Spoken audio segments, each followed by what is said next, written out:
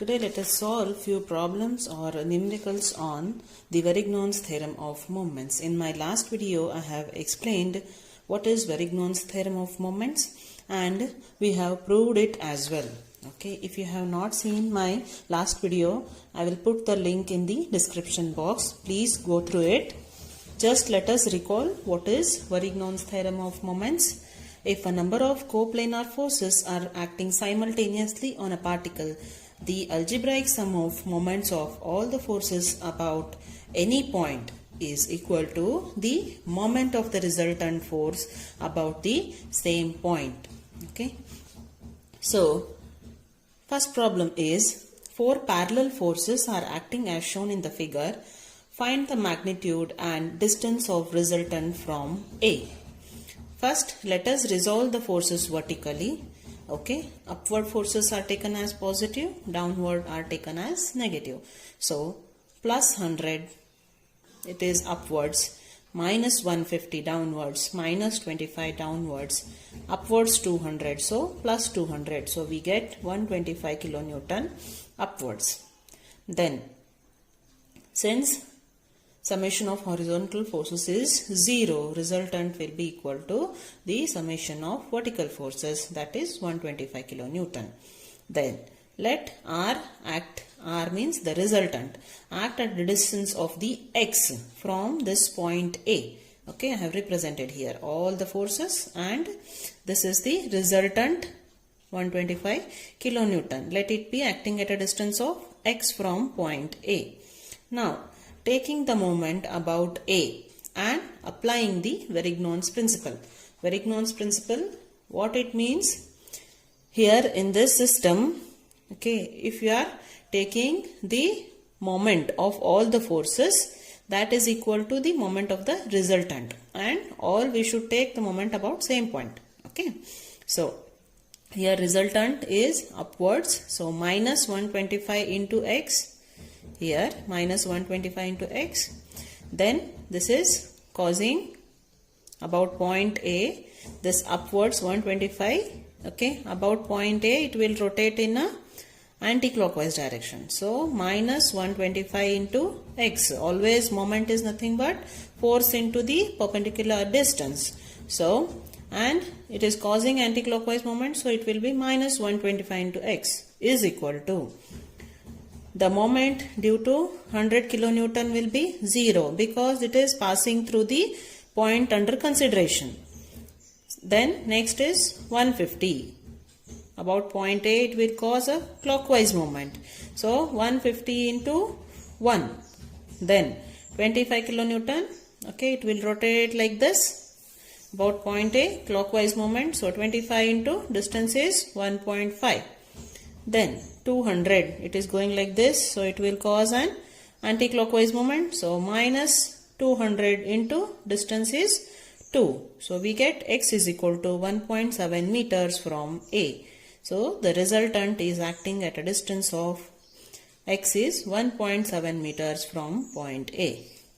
Okay, so this is a very simple example on Varignon's theorem of moments. Okay, let us solve one more problem.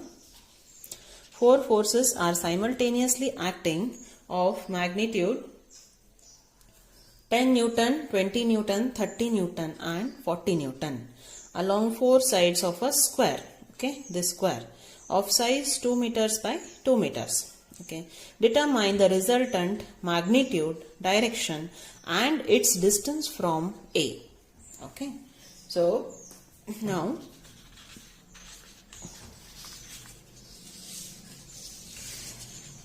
first, resolving the forces horizontally. Let this be the point A. Okay. Then, resolving the forces horizontally. So, horizontal forces are, this is plus 10 Newton and this is minus 30 Newton. Here I have shown. If it is in this direction, then it is positive.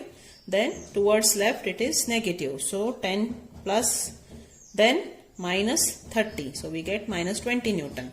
Then resolving forces vertically, upwards positive, downwards negative. In the last problem also we have used the same sign convention. So upward force is plus 40, then minus 20, we get 20 Newton. then resultant equal to summation of h square summation of v square, means the horizontal forces and vertical forces. So minus 20 square plus 20 square. So we get 28.28 Newton. That is resultant. Now how to find the angle? Okay, the angle made by the resultant. Let theta be the angle made by the resultant. Tan theta equal to summation of vertical forces divided by summation of horizontal forces. So sigma v is 20 divided by minus 20. We get minus 1. And we know tan inverse of minus 1 is minus 45 degrees. Okay. This sign, negative sign, indicates it is a clockwise angle. Okay. So since this summation of horizontal forces is negative and vertical forces is positive. Okay, in this quadrant we can see that it is sigma h is negative, means here, and vertical forces positive here. So it lies in this quadrant, second quadrant. Okay, and negative sign indicates the clockwise angle. Next. Now to find the distance of the resultant from A. Okay. If this is point A, this distance is taking the moment of forces about A and applying the Varignon's principle. To find this distance resultant from A, let the perpendicular distance be x from A. Okay. Then this resultant 28.28 into x. Okay, about point A, it will cause the clockwise moment is equal to this 20 into 2 clockwise plus 10, that is also a clockwise moment, 10 into this distance is also 2, means here this is the line of action of this 20 Newton force and this is the point A under consideration. So this perpendicular distance always, and it will cause a clockwise moment. So 20 into this distance is 2. Then this 10 Newton, it will also cause a clockwise moment, and this is the line of action and this is the point A. Okay, so point A, this perpendicular distance is also 2 meters. So 10 into 2. So we get x equal to 2.12 meters from A.